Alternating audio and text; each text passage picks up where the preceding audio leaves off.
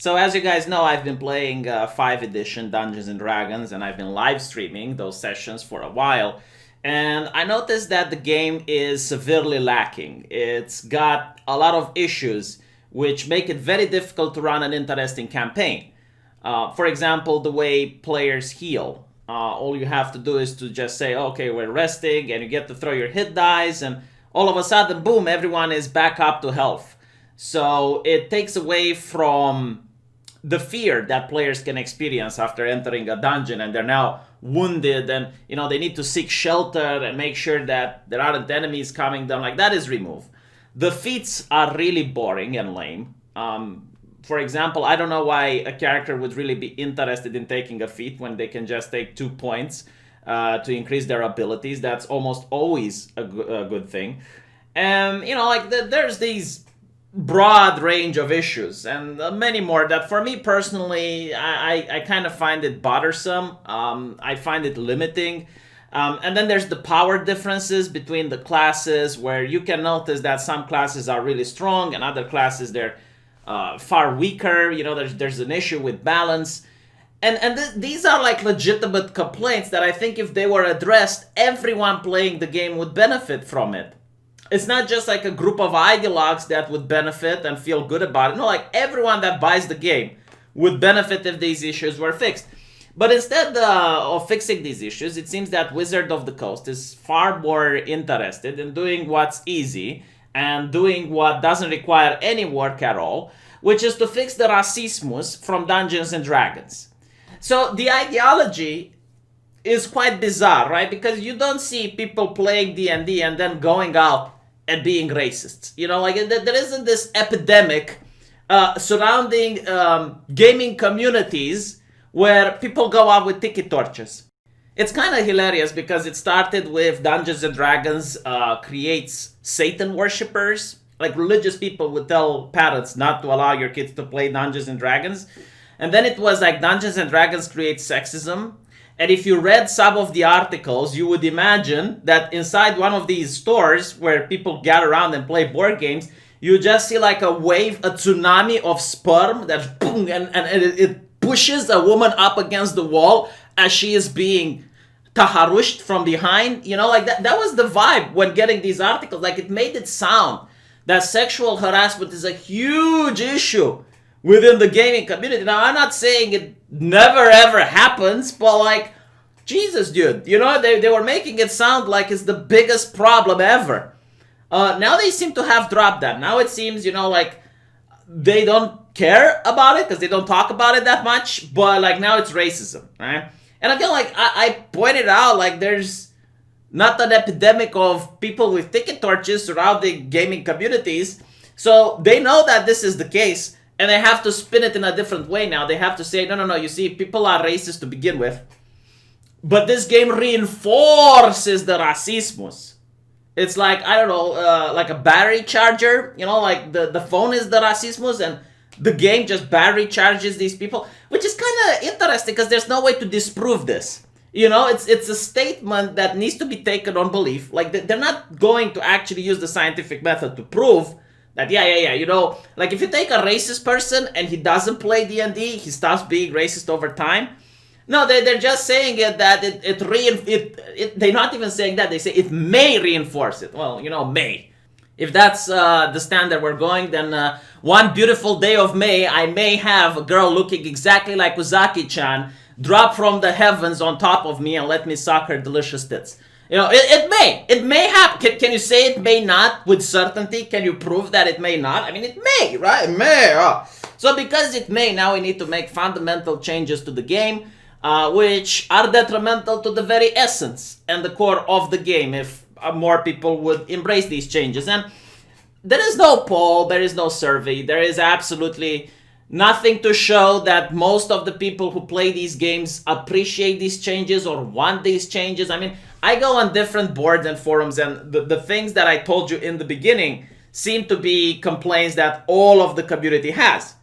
But the changes that they are doing seems to be just like a very fringe minority that even after getting these changes done, they demand more and they're not satisfied with it. So it's like, it's very weird. But anyway, so As you can see, they're going to release another book, which is called Tasha's Cauldron of Everything. And Wizards of the Coast is now having a press statement. So this is not just something that I am considering. This is from the word of mouth of the developers. And they're saying that during the press briefing, Crawford explained how TCOE is one of multiple books demonstrating a shift in how Dungeons and Dragons handles things like race. So other changes include the removal of negative racial modifiers for certain races from Volo guides of monsters via errata. I kind of like the racial modifiers, to be honest, because you would get like a mega bonus for picking an interesting race, but at the same time, in order to balance it, you also had to deal with certain shortages. Like if you're a halfling, you are shorter than other people. If you're a if you're an orc, you get like a bonus to strength, but like a negative to intelligence. And it adds to interesting role-playing decisions. Like it would be challenging and very interesting to make an orc mage, right? An orc wizard, because he's got like the bonus to penalty, and everyone will be like, oh my god, look, an orc wizard, that's kind of rare and that's kind of cool. And in the world, people might be interested because it's different than what they're used to. So you could subvert the expectations by making an orc wizard, or maybe a barbarian elf. Yeah, I like that. It adds to role-playing. It adds to interesting drama, which is the core of what Dungeons and Dragons should be. Certain players love the challenge. And again, because you call them a race doesn't mean it's the same like races we have here. They're pretty much like aliens. Like, they are different creatures. And I know that, like in Star Trek, like a Vulcan and a human can have a kid together. What are the odds of that, right? But it's fantasy, it's fiction, it's not really the same. I mean, a Vulcan is fundamentally different than a human, so it's not like they're races. Anyway, you get what I mean. But they also say that this is why those options are included in their own section, along with options considered more powerful than standards in some cases, like the Yuan-Ti, to a lesser extent than goblins, because the context is lost through the way so many players engage with 5e through online tools and resources like D&D Beyond. It became a pain point for players, and this will include the updated version. Hooray for kobolds and orc enthusiasts. So they're also tinkering with the races of monsters. Now, a Yuan-Ti is a half snake creature. A kobold is a very tiny lizard-like creature. They, just looking at them, they would be fundamentally different. Like, they would have different physiologies. Obviously, a kobold isn't going to be as strong as a Yuan-Ti because the Yuan-Ti is massive. It's so dumb what they're trying to do here. Like, I'm really against it. I don't like it. And look here, the lineage system offers tools to create characters not bound by a species archetype. I love the way Crawford explains how this modular piece of content interacts with existing Dungeons and Dragons material. The core game, what is presented in the player's handbook. So they say that choosing this option for your character represents playing Elfie McElferson. In other words, the exact kind of elf that comes to mind when you think of Dungeons and Dragon elves. The lineage system gives player and DM tools to disentangle characters' personal traits with cultural traits. And worry not, the path of customization is very smooth, according to Crawford. Okay, so they also want to get rid of evil races. And this is like a big problem for me. Because you need, as a dungeon master, to create encounters where the players can just go somewhere and gain experience. All right? And you want the lawful, the neutral good paladin to be able to kill the monsters without trying to reason with the monsters, right? Like, I mean, it's, I guess like in Wolfenstein, having Nazis. It's literally that. Like, you want a type of creature that is like, no, these creatures are evil, okay? Just go and kill them. Like, you don't want to complicate the plot. You just want the players to level up. And it's like, okay, well, there's some orcs there, go take care of them. Or there's some goblins there, go take care of, like, You need that type of creature. You need that type of monster. And also, it can create, in certain circumstances, very interesting storylines.